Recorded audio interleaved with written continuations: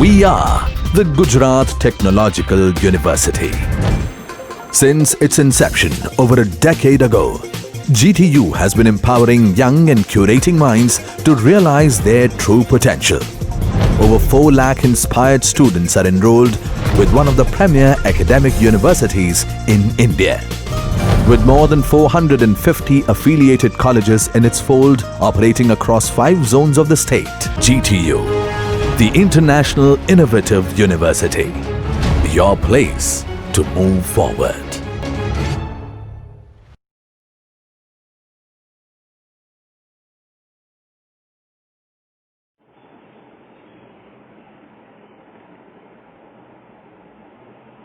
નમસ્તે વિદ્યાર્થીઓ, આજે આપણે ઓવર વોલ્ટેજ પ્રોટેક્શન વિશે અભ્યાસ કરીશું, જે ખાસ કરીને ગુજરાતી મીડિયમના જે વિદ્યાર્થીઓ છે ડિપ્લોમા ઇલેક્ટ્રિકલ એન્જિનિયરિંગના 6th સેમિસ્ટરમાં કે જેમને switch gear and protection subject આવે છે એ લોકો માટે ખાસ આજે તમને આ શેર કરું છું. સૌથી પહેલા ઓવર વોલ્ટેજ પ્રોટેક્શન એટલે શું? તો ઓવર વોલ્ટેજ પ્રોટેક્શન એટલે આપણી કોઈ પણ ઇલેક્ટ્રિકલ સિસ્ટમમાં, ચાહે એ મશીન હોય, ટ્રાન્સમિશન સિસ્ટમ હોય, ડિસ્ટ્રીબ્યુશન સિસ્ટમ હોય, કોઈ પણ જગ્યાએ જે એના ડિઝાયર વોલ્ટેજ હોય એ વોલ્ટેજ કરતાં જો સિસ્ટમમાં વોલ્ટેજનો અચાનક વધારો થઈ જાય તો તેને ઓવર વોલ્ટેજ કહેવામાં આવે છે.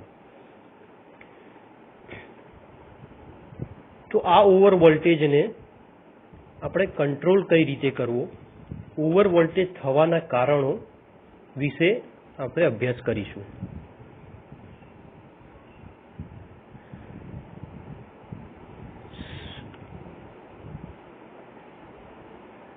ઓવર વોલ્ટેજ એટલે મેં જે પ્રમાણે તમને કીધું એમ કે સડનલી વોલ્ટેજમાં વધારો થવો. આ વધારો કદાચ મે બી ટ્રાન્ઝિયન્ટ અથવા તો પરસિસ્ટન્ટ નેચરના લીધે ઘણીવાર થાય છે.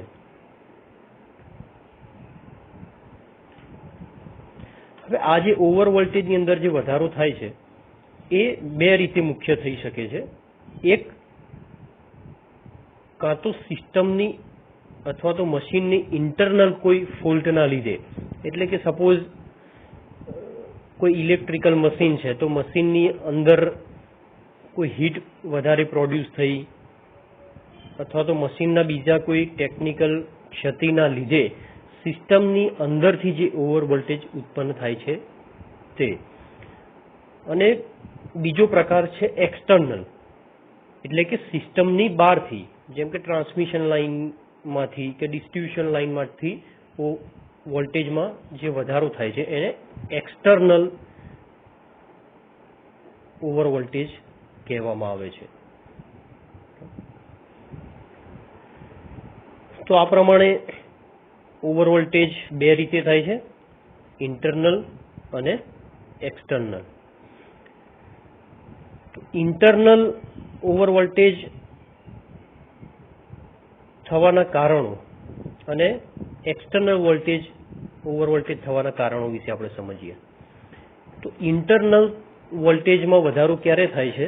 જ્યારે સ્વિચિંગ ઓપરેશન દરમિયાન, જ્યારે અનલોડેડ હોય લાઇન અને સ્વિચિંગ ઓપરેશન જ્યારે થાય છે તો એ સ્વિચિંગ ઓપરેશન દરમિયાન વોલ્ટેજમાં વધારો થવાની શક્યતા છે.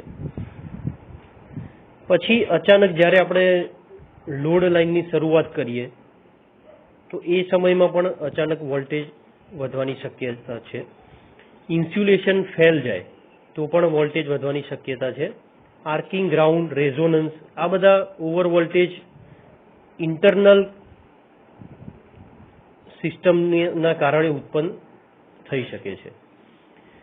એ જ રીતે આપણે એક્સટર્નલ ઓવર વોલ્ટેજના કારણોની વાત કરીએ તો સૌથી મુખ્ય કારણ હોય છે કે ટ્રાન્સમિશન લાઇન કે ડિસ્ટ્રીબ્યુશન લાઇનની ઉપર જ્યારે લાઇટનિંગ સ્ટ્રોક એટલે કે વીજળી જ્યારે પડે તો એ દરમિયાન સૌથી વધુ ઓવર વોલ્ટેજ થવાના આ એક્સટર્નલ ઓવર વોલ્ટેજ થવાના કારણ છે. બીજું ઇલેક્ટ્રોમેગ્નેટિકલી ઇન્ડ્યુસ ઓવર વોલ્ટેજ.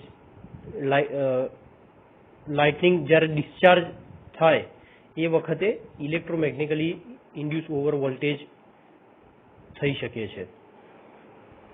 એ જનરલી જ્યાં લાઇટનિંગ સ્ટ્રોક થતો હોય કંડક્ટર ઉપર એની નજીકમાં થાય છે. પછી એટમોસ્ફિયર ચેન્જના લીધે પણ ઘણીવાર ઓવર વોલ્ટેજ થતો હોય છે along with the length of the conductor અને લાઇન સાથે. ઇલેક્ટ્રોસ્ટેટિકલી ઇન્ડ્યુસ વોલ્ટેજ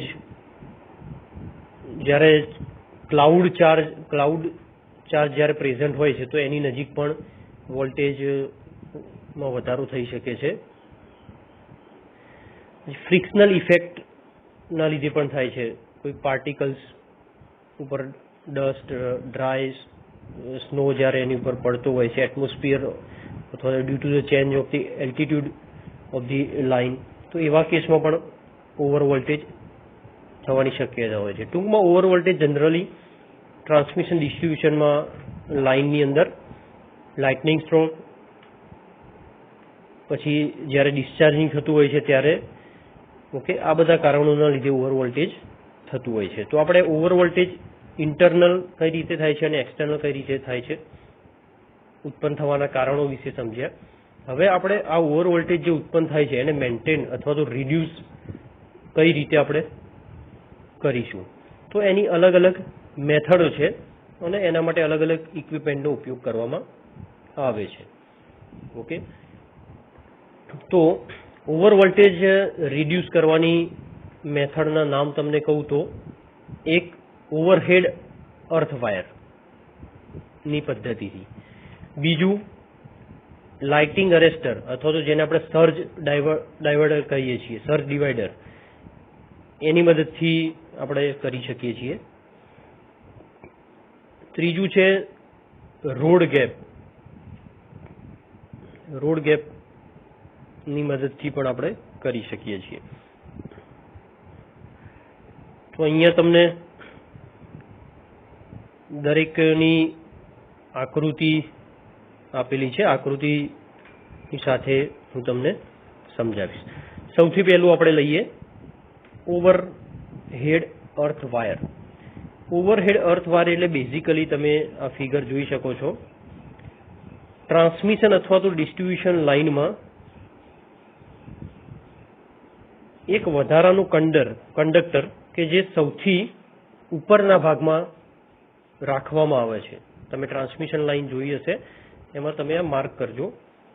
ઉપરના ભાગમાં એક કંડક્ટર રાખવામાં આવે છે જેને ઓવરહેડ અર્થ વાયર કહેવામાં આવે છે. આ મોસ્ટ કોમન મેથડ છે ઓવર વોલ્ટેજ ઘટાડવાની. તો જ્યારે પણ લાઇટનિંગ સ્ટ્રોક એટલે કે વીજળી પડે છે ત્યારે આ જે ઓવરહેડ અર્થ વાયર હોય છે એ દરેક જે ફેઝ કંડક્ટર છે એના ઉપરના ભાગમાં હોય છે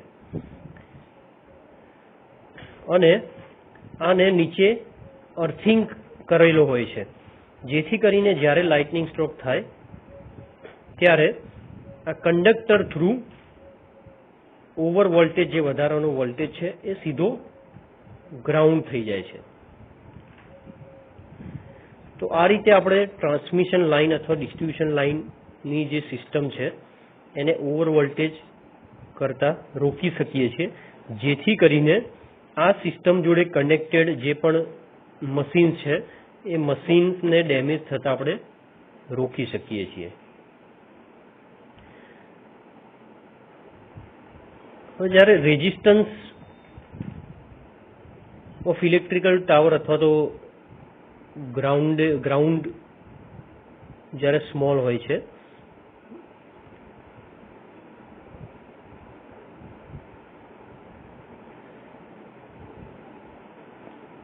ત્યારે જે લાઇટનિંગ સ્ટ્રોક થાય છે, ઓકે, અને એના લીધે જે વોલ્ટેજમાં વધારો થાય છે અને એ આપણી જે ટ્રાન્સમિશન લાઇન છે એના પરથી ફ્લેશ ઓવર થાય છે, ઓકે, તો એ પ્રકારના ફ્લેશ ઓવરને આપણે બ્લેક ફ્લેશ ઓવર કહેવામાં આવે છે, ઓકે. તો આ જે બ્લેક ફ્લેશ ઓવર છે એને રિડ્યુસ કરવા અથવા તો એને મિનિમાઇઝ કરવા માટે ટાવર ફૂટિંગ રેઝિસ્ટન્સ ને આપણે રિડ્યુસ કરવો પડે, okay, by using the driven rod or counterpoise, જ્યાં સોઇલ રેઝિસ્ટિવિટી જ્યાં વધારે હોય તો ત્યાં આનો ઉપયોગ કરીને પણ આપણે ઓવર વોલ્ટેજ ઘટાડી શકીએ છીએ, ઓકે. તો આપણી આ એક મેથડ થઈ ઓવર હેડ અર્થ વાયર. બીજી મેથડ છે રોડ ગેપ, ઓકે. તો રોડ ગેપ બેઝિકલી તમે આ ફિગર જોઈ શકો છો. આ આપણા જે ઇન્સ્યુલેટર હોય છે, ઓકે, ઇન્સ્યુલેટર છે અને ઇન્સ્યુલેટરના ઉપરના અને નીચેના ભાગમાંથી એક રોડ કનેક્ટ કરવામાં આવે છે અને આ રોડ વચ્ચે ગેપ રાખવામાં આવે છે, જેથી કરીને જ્યારે ઓવર વોલ્ટેજ થાય છે ત્યારે વધારાનો જે વોલ્ટેજ છે એ આ રોડમાંથી પસાર થઈને અહીંયા જે ગેપ છે એ ગેપ પૂરવાનો ટ્રાય કરશે, જેથી કરીને આ ઇન્સ્યુલેટર આપણું છે એ ડેમેજ થતું અટકી શકે છે. અહીંયા પણ તમે જોઈ શકો છો આ ફિગરમાં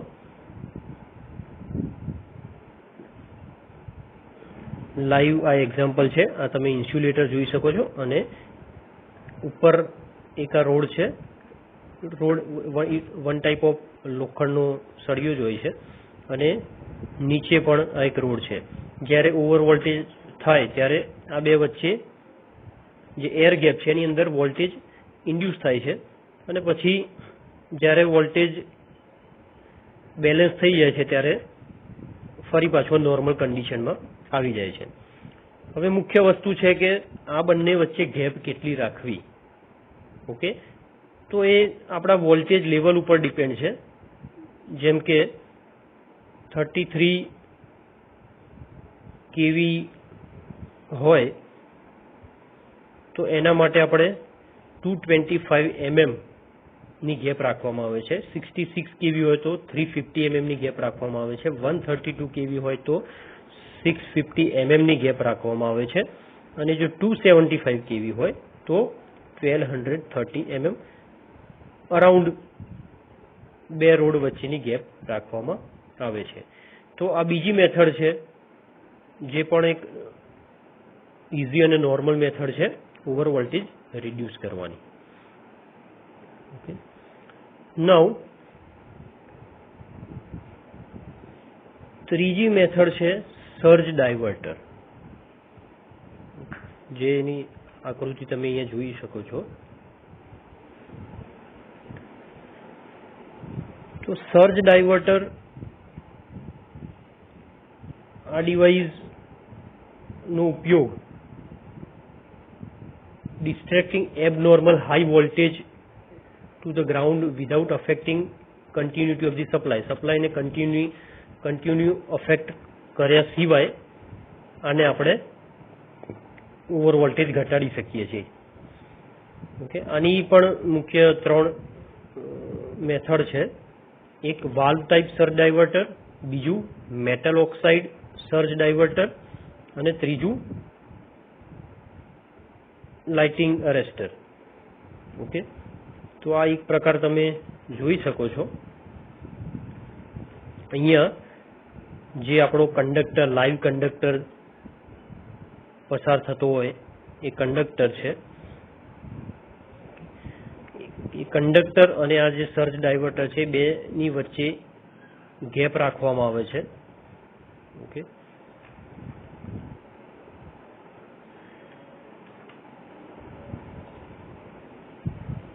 અહીંયા એક અપર ઇલેક્ટ્રોડ હોય છે અને નીચે અર્થ ઇલેક્ટ્રોડ હોય છે.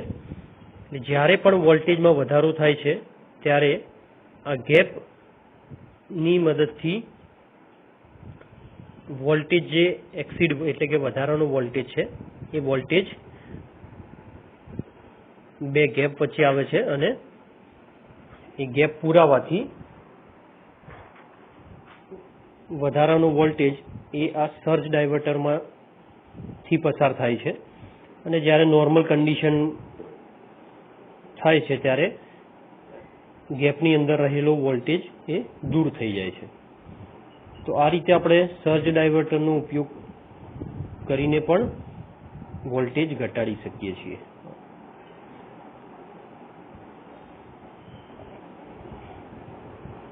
બીજી મેથડ છે જે લાઇટિંગ અરેસ્ટરની આપણે વાત કરી. તો લાઇટિંગ અરેસ્ટર મોટા ભાગે આનો ઉપયોગ પણ કરવામાં આવે છે. સબસ્ટેશનની અંદર જ્યાં ટ્રાન્સમિશન લાઇન એન્ટર થતી હોય છે, ટ્રાન્સમિશન અથવા તો ડિસ્ટ્રીબ્યુશન લાઇન, તો જ્યાં લાઇન એન્ટર થાય ત્યાં સૌથી પહેલું આપણે LA, જેને શોર્ટમાં LA કહીએ છીએ, લાઇટિંગ અરેસ્ટર રાખવામાં આવે છે. લાઇટિંગ અરેસ્ટર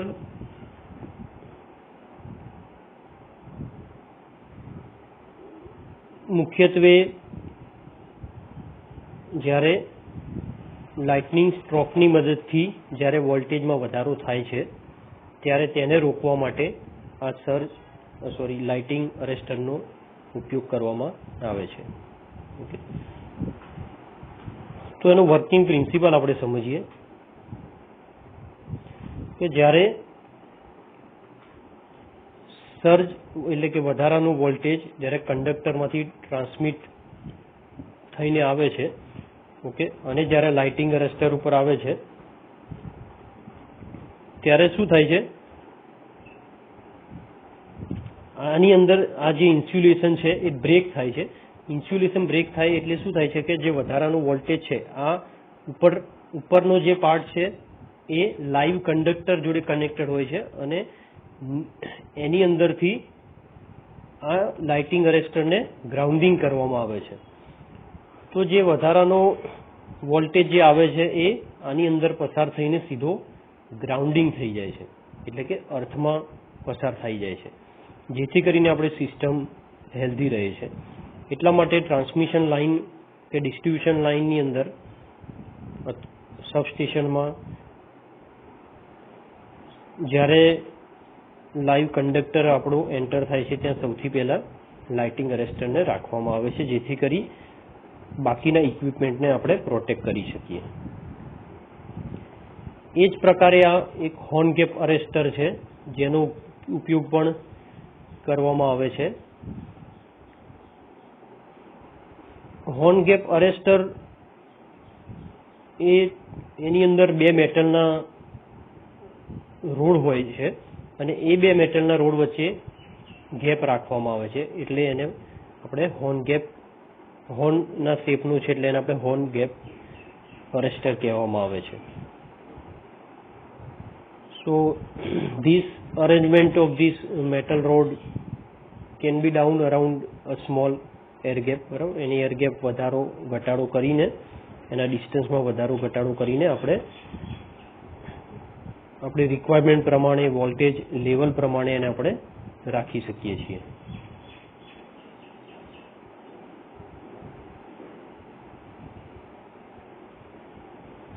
આ જે મેટલ રોડ છે એ ઇન્સ્યુલેશન આપણો ઇન્સ્યુલેટર જે હોય છે એના ઉપરના ભાગમાં રાખવામાં આવે છે. હવે મુખ્યત્વે આ જે હોર્ન ગેપ છે એનું કનેક્શન, ઓકે, તો બે અલગ એટલે કે ડિસિમિલર વાયર વડે આનું કનેક્શન કરવામાં આવે છે. Okay, one side of the horn cap can be connected to the line through out resistance.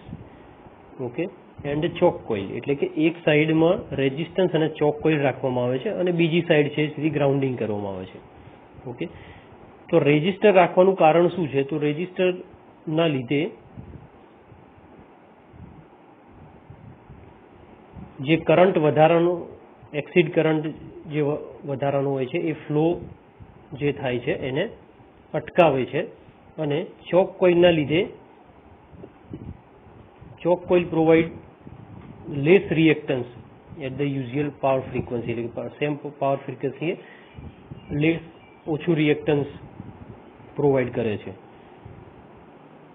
And so we can reduce the voltage.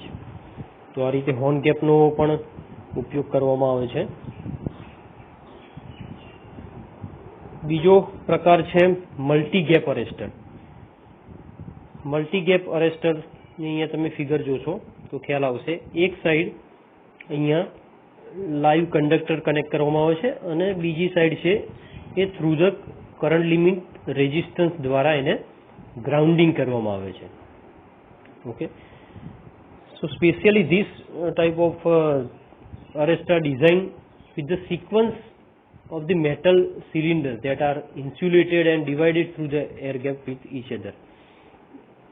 એટલે કે આ એક નંબર ઓફ ઇન્સ્યુલેટર આમાં કનેક્ટ કરવામાં આવે છે અને દરેક ઇન્સ્યુલેટર વચ્ચે એર ગેપ રાખવામાં આવે છે.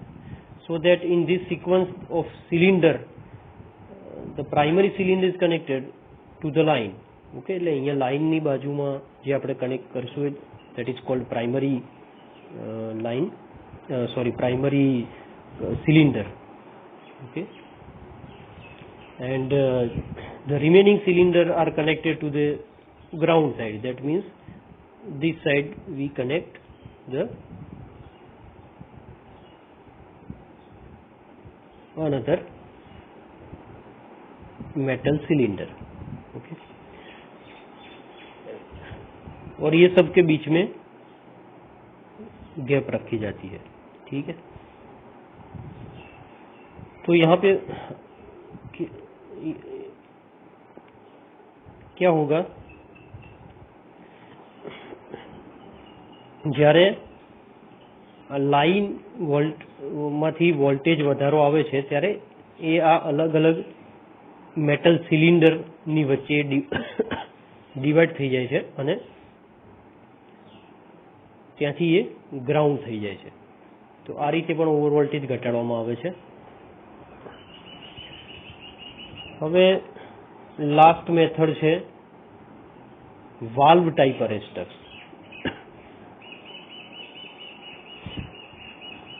વાલ્વ ટાઈપ અરેસ્ટર પણ એ મુખ્યત્વે આપણે આગળ જે પ્રકાર જોયો સર્જ ડાયવર્ટર એ જ પ્રકારનું છે, જેની અંદર લાઈવ કંડક્ટર અને આપણું અરેસ્ટર એ બે વચ્ચે ગેપ હોય છે. ઓકે, આની અંદર પણ એર ગેપ રાખવામાં આવે છે જેથી કરીને જ્યારે પણ વોલ્ટેજમાં વધારો થાય છે, ઓવર વોલ્ટેજ થાય છે, ત્યારે એર ગેપ થ્રુ વોલ્ટેજ એમાં પસાર થાય છે અને લાઇનની અંદર ઓવર વોલ્ટેજને રોકવામાં આવે છે.